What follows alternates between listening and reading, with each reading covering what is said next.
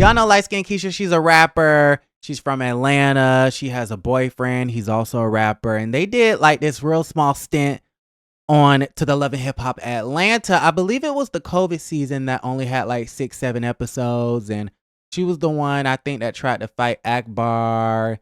And I believe she was on top of a car twerking. And she had like her wig slinging and flinging and swaying in the air. She was considered for the Real Housewives of Atlanta, I want to say like a year or two ago. Y'all know they've added on LaToya Ali and Fallon and Sonya, and they are really trying to like drive down the age on that show. They're trying to make it younger and fresher, right? And I think, I know that LightSkinKeisha was considered, which was really weird because I don't think she matches the mold of the show. But listen, I got sent this clip from, what is it called? Reality with the King, Carlos King. And Carlos King had LightSkinKeisha on. I don't know when this was, but I would assume recently. And he asked, so was it true that you were considered for RHOA? And y'all, when I tell y'all light-skinned Keisha took this opportunity to really shade the girls, Kenya, Kandi, and the rest of the girls, I was like, okay, girls, shade the girls.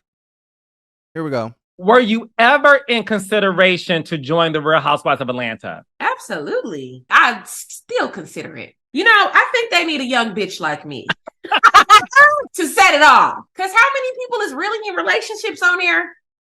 Successful relationship. I think they need to switch up the cast a little bit. You know, that's the thing. Like, you gotta like switch it up a little bit because we've been watching these same ladies for years. Ciao, boo, ciao, bye. She basically said they need a young bitch. Okay, they need a young bitch like me who's gonna set it off. She said, how many of them are even in successful relationships? Meaning, she's saying the show needs ladies who are in successful relationships and marriages. Okay, so she's shading Drew.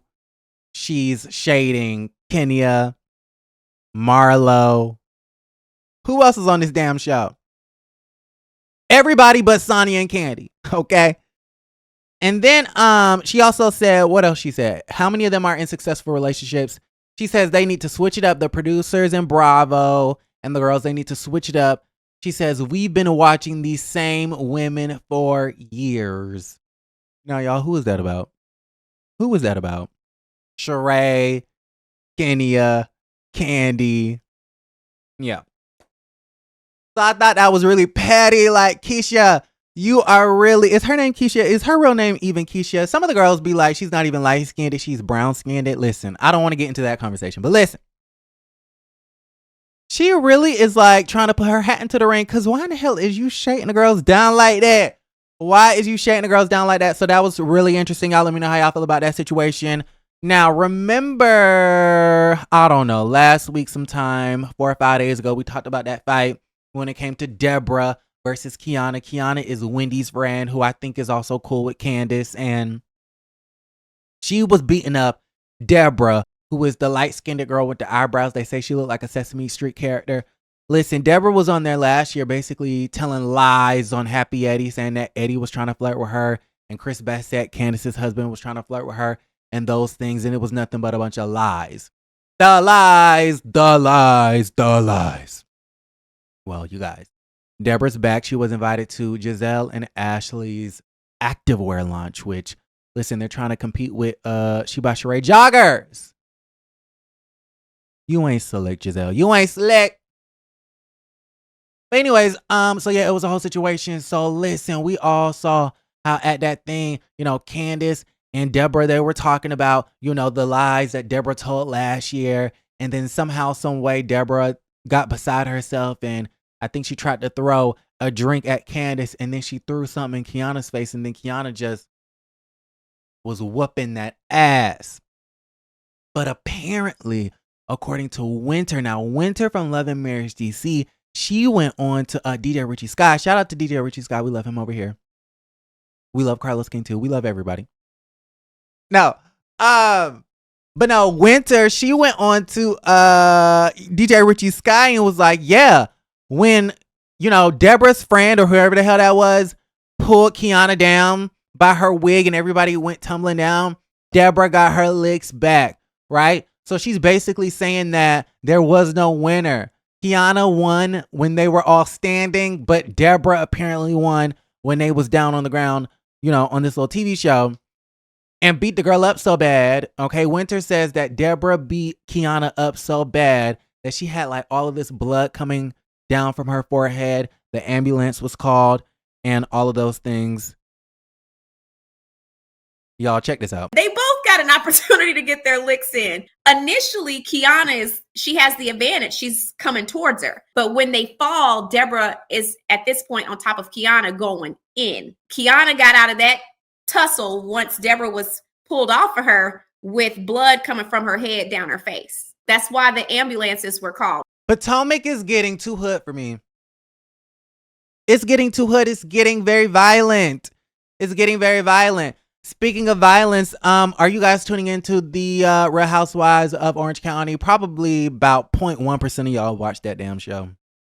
Listen, don't waste your time. But I only bring them up because, you know, they recently had a violent run-in. Tamra Judge is back.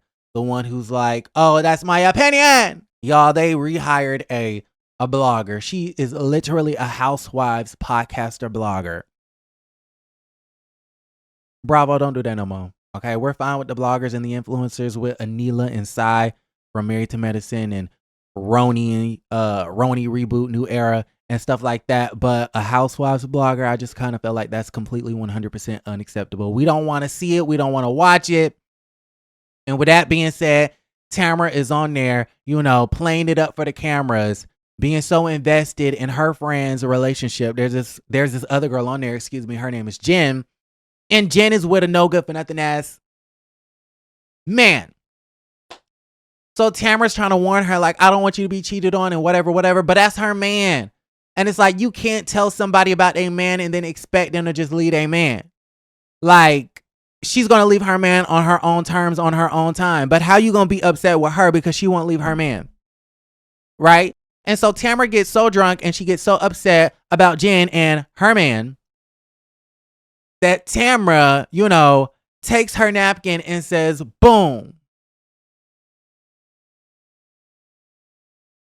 Tamara, you're extra and you're doing the most. It's a little bit too much for me. Right? Like, sis, worry about what Eddie is doing. Worry about Eddie. Worry about Cut Fitness closing down. Worry about your mother having sex with her boyfriend so loud and so disruptive that it's waking up your children. Where are Tamara's children? We only see the oldest one, the one that was, you know, had issues. I think he was on drugs allegedly. I don't know.